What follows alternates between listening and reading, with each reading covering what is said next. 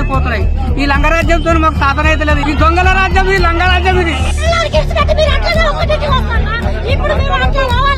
ఒక బత్త కూడా దొరకలేదు. పొలం కాడి పోతే బతుక బుద్ధి అయితే లేదు. మందు తాగంటే సత్యంత బుద్ధి అయితే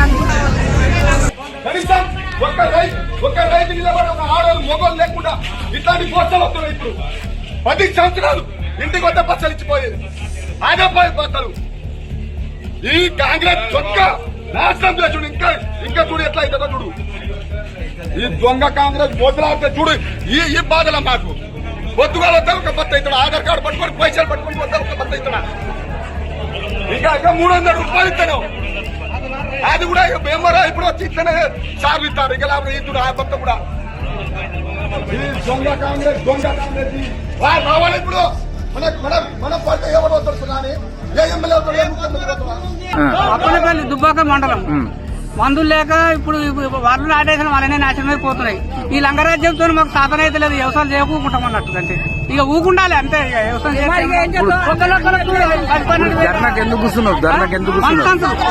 మనసంతుల గురించి కూర్చుని లంగరాజ్యం వచ్చింది. లంగరాజ్యంతో మాకేమో అర్థమైతలేదు.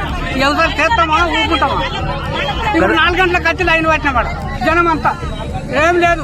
ఇప్పుడు 80 రోజులు లైన్ పట్టబట్టి ఏం చేయమన్నా? ఈ దొంగల రాజ్యం, ఈ లంగరాజ్యం ఇది.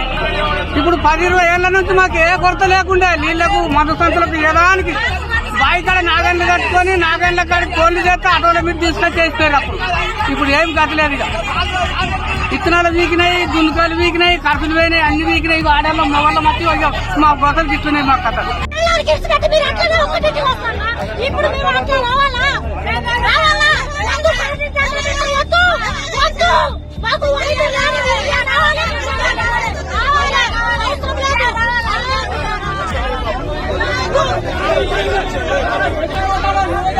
చెప్పురిగా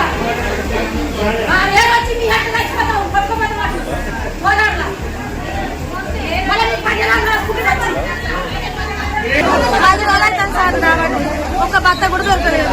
పొలం కాడి పోతే బతుక బుద్ధి అయితే లేదు. మందు తాగంటే సత్యంత బుద్ధి అయితే ఆ పొలం మంచిగా లేదు. బత్తాల కాడిపోతే రానిత్తలేదు, ఇస్తలేరు. నాకు టోకెన్ రాసిన కానీ మమ్మల్ని పిచ్చి పిచ్చి చేసింది మేడం. ఏం చేయాలో చెప్పండి. ఇక 10 రోజులు అయితే మా ఊరే మమ్మల్ని పిచ్చాలని చేసి మాకు ఇచ్చేస్తారు. బాగా తెల్లందాకా పొద్దున్నాక అవతారం ఎత్తుకుంటుంటారా మేము?